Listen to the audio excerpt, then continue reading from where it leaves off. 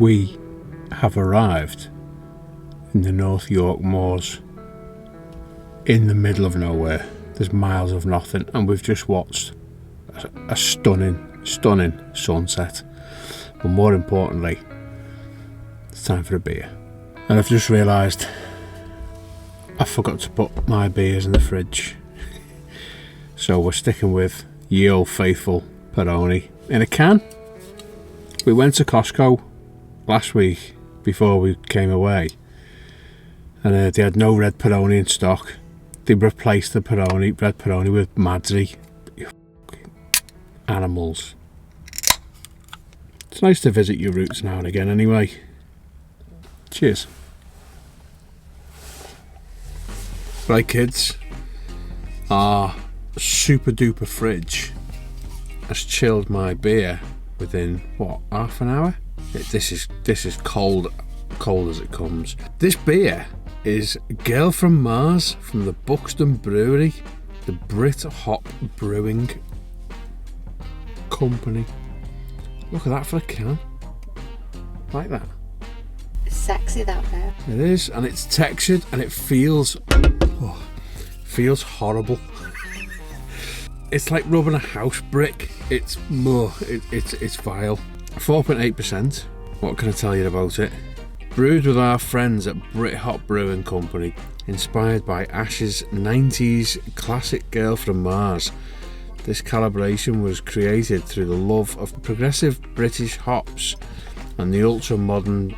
I'm bored of myself. Just get it open and taste it. Doesn't smell of much.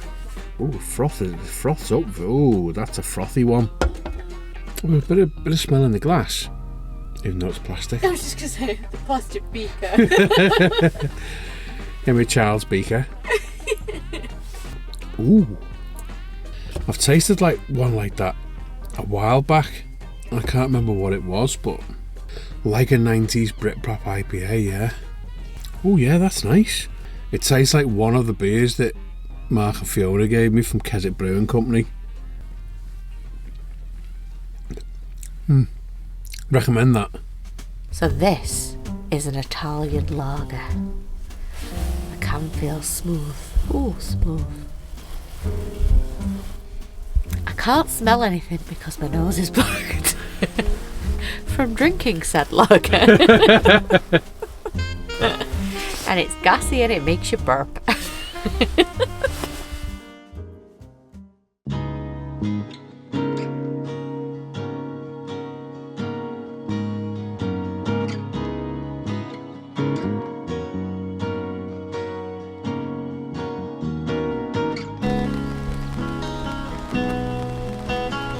Morning.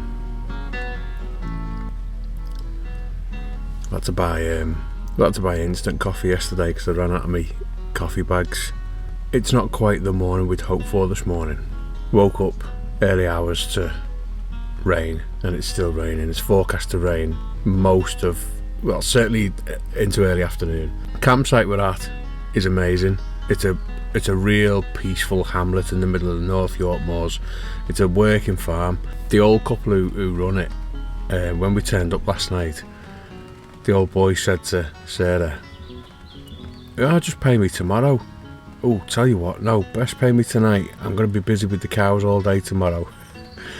We were toying with the idea of staying another night, and I think we're going to move on. The pitch is on a bit of a wonk. It's real soft ground, so already with a night's worth of rain, it's pretty squelchy. The facilities are okay, considering it's an old school working farm, but you have to buy a token for the shower, and he's from one field to another with cows and stuff. So I think we've decided we want to finish our trip with a pub tea. Sarah's got a heart set on some mulled wine. A company called Firemaple have kindly sent us a stove and a pan to have a look at, so we're going to use it to cook our breakfast. So the pan comes in its own little bag, and it's simply just a big flat pan with handles. The nifty thing is, you undo that screw there and attach this little channel on the underneath. We're not going to today, but that acts like a fat drip thing, so you can have a pot there, and all the fat that collects in the outer ring will drain through that hole, down that channel, into a pot. Clever, eh? And then we've got the stove, a flexible hose that attaches to your gas canister with a little temperature regulator, fold out legs. One of the legs is connected to a piezo ignition, and the clever bit is you could use a small pot, obviously not a gas canister. You could you could cook with a small pot like that, or then you fold the legs out and use a big frying pan. Gas is really low in this pot, so we might have to change at some point. Done. It's called stainless steel as well. It's a really good little bit of kit.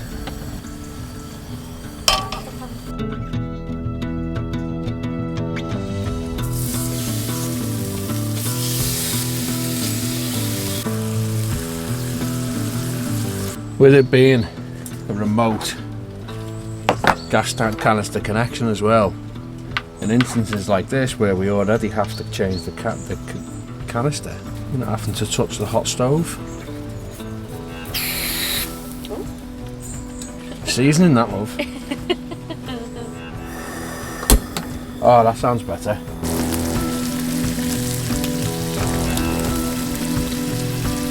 Two things to be aware of.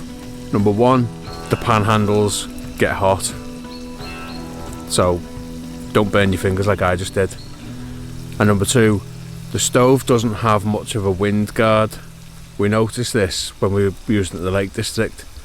It's not so windy today, but I've just blew on it and you can just see that the flame is affected. But apart from that, everything seems spot on. There's quite a few things that Firemaple make, and I will be purchasing some of them. There's a stainless steel billy pot. I think it's I can't remember that with the size of it, but it's got handles and a bail handle on it. And I've got the zebra billy can, and the clips don't keep the lid on. This one does, so it looks like a nice bit of kit. So I'll be buying one of them in the near future. Just for the record as well, I only accept products that I've done a bit of research on beforehand, and we've been offered some random lately. Our favourite one was we were offered a personal Geiger counter that measures radiation levels. Not sure how that's going to work in England's national parks. Because I'm a Teenage Mutant Ninja Turtle, that's why. Yeah, we've been offered some real random stuff lately, and obviously nearly all of it gets ignored. Right, all packed up, ready to go to our next destination. Where we are right now is a place called Wild Slack Farm. It's only about 20 minutes from Whitby, and it's gorgeous around here. We very nearly went to another site purely for the name, and as I talk to you it'll be on screen. But there was no pub nearby, so we have found somewhere where there's a pub opposite, so we'll see you there.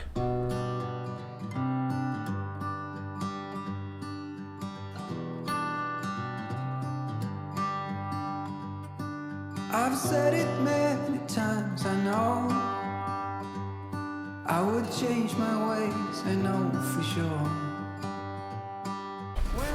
Let's snuggle, let's snuggle, let's snuggle, let's snuggle, come on, no, let's snuggle, snuggle, soft snuggle.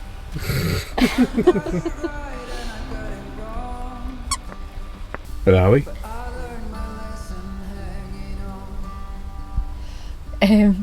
Rosedale in the North York moors.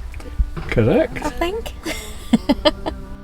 Had a little wander around the site. There's a good little dog walk on this site. Having a brew, relaxing on my front seats, looking for houses, having a shower and going pub is the plan, I think.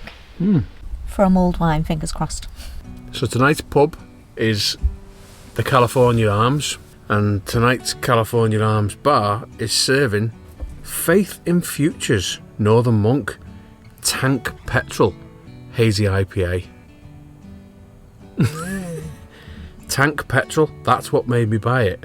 And it says, faith in futures, drink beer, help others. Each can sold of this beer includes a donation to our Faith in Futures Foundation. By drinking this beer, you're helping us to support people, places and communities. So you bought it for charity? I'm just about to help people in communities. Oh yeah. Smells like proper beer. No custard. No coffee. What was the other one I had? No hot cross bun. I get some more of that hot cross bun stuff, so that was quite tasty. Oh, it smells of beer. Smells of beer? Oh yeah, bad beer. Smells of beer.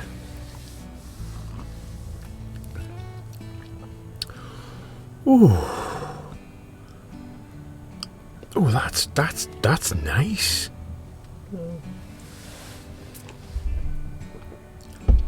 6%. Alan's gonna be pissed. Get some of that on your shopping list. Luckily, the California Arms also serves Peroni. Hooray! California Arms only has chicken fajitas on the menu tonight. You got enough spinach, chef? No, can always do with more. Because it'll evaporate to now, mate. So I think we're done. What'd you say, so? Looks good to me, kid. Just a light dashing of cheese. We like cheese, don't we? Excuse me, hair. I didn't bring a hairdryer, so I'm trying to let it dry naturally so I can straighten it in the morning. Too dark. Okay. Yeah, but in earlier shots, excuse my hair. Her. Good morning. Jack is focusing on his chasing of reflections on any surface whatsoever. And now he looks like a proper dog. If I'm honest with you, this trip's been a little bit hit and miss. Ooh, gust of wind. This trip has purely been based on Sarah wanting to go to Whitby to have fish and chips, and we had no plans whatsoever other than that. We were going to stay at Whitby Abbey. We did pay for 24 hours, which was £9, but we kind of just got to feel Whitby was a bit busy, especially with an idiot dog like Jack, and we just couldn't control him in the crowds. That's when we decided to go somewhere a bit quieter, a bit wilder. So we ended up at Wild Slack Farm. But then we realised the weather was a bit hit and miss and the facilities weren't quite up to scratch for a wet and wild walk. So then we ended up here. But we've now got plans to go elsewhere this morning, today, to stay tonight. So that should be interesting. But we're going to have a little mooch around the local village here now.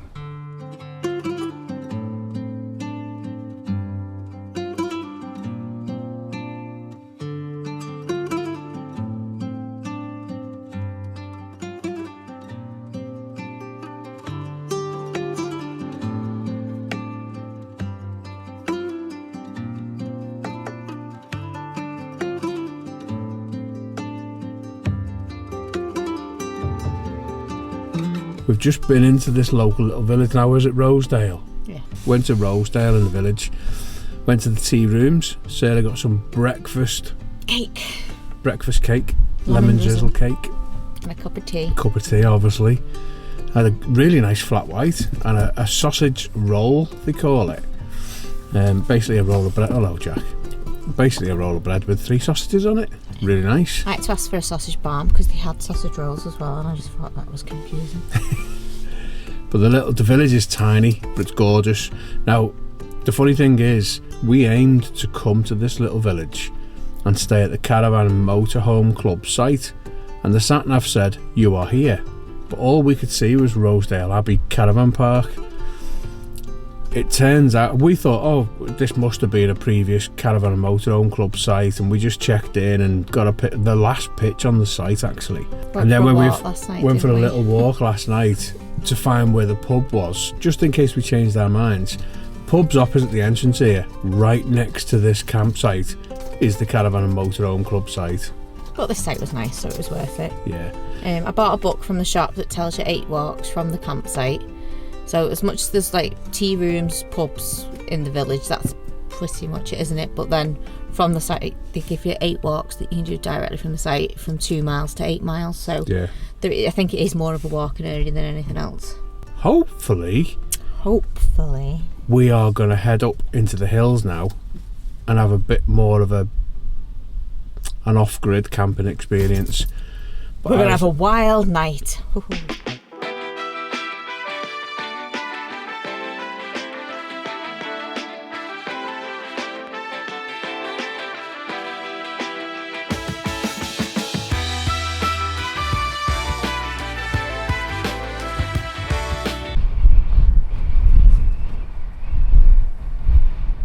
Don't be fooled by this sunlight. It is blowing a gale outside. It's a tiny bit blowy.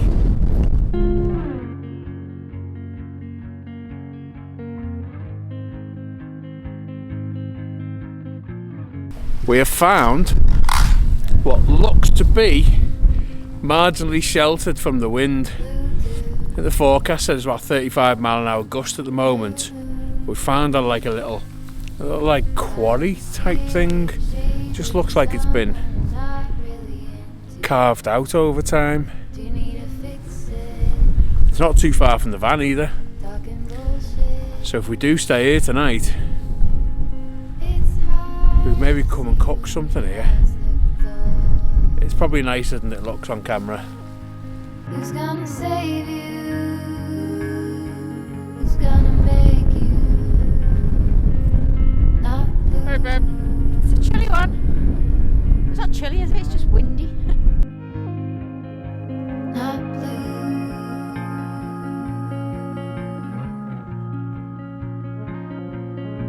Blue too. Bad mood. Sort of witty and jaded, but let's not talk about you.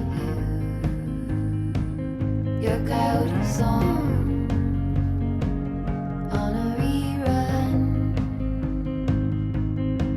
Are you hound dog tired singing all night long? Who's gonna save you?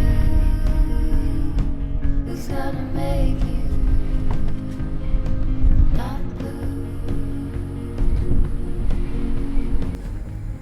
I don't mind telling you, it was a wild walk.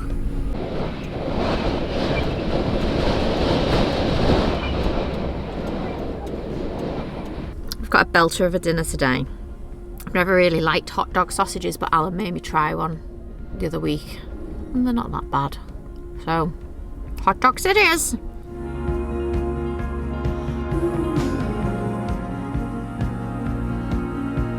We have just checked the weather forecast.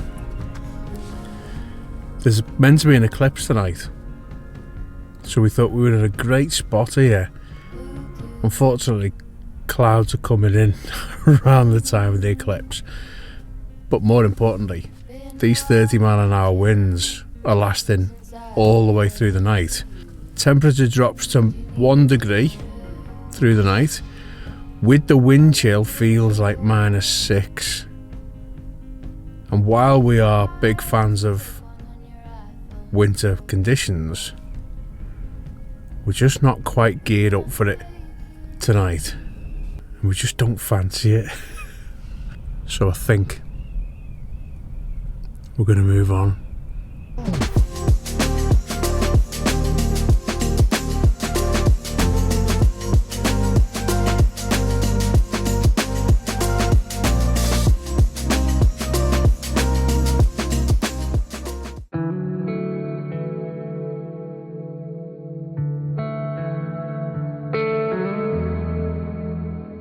Look at the shadow of his tail. Welcome to future us. Last time you saw us, I think we were heading to find somewhere else to sleep in Yorkshire or wherever. North York Moors. That's the one. We decided we were going to head somewhere with better weather. So I could see the eclipse that was only going to be seen in America anyway, so we wouldn't have seen it no matter what. And by the time we got to our next spot, it would have been dark. We did actually plan to go to the Peak District because we thought we'll get closer to home, away from the bad weather, but the van decided to clunk. We made some weird noises, some worrying noises, which haven't reappeared since. So yeah, that was pretty much why the video just ended, because we decided, no, sod it, we're going home. So we went straight home. Yeah. It rattled like metal on metal for about 20 minutes. And at that point we'd already made our mind up that we weren't sure what it was and we needed to go home. So we drove on. So we enjoyed this mismatched video. We're currently frantically thinking about packing the van because we're going away for the weekend. So probably see you next week. Ciao for now.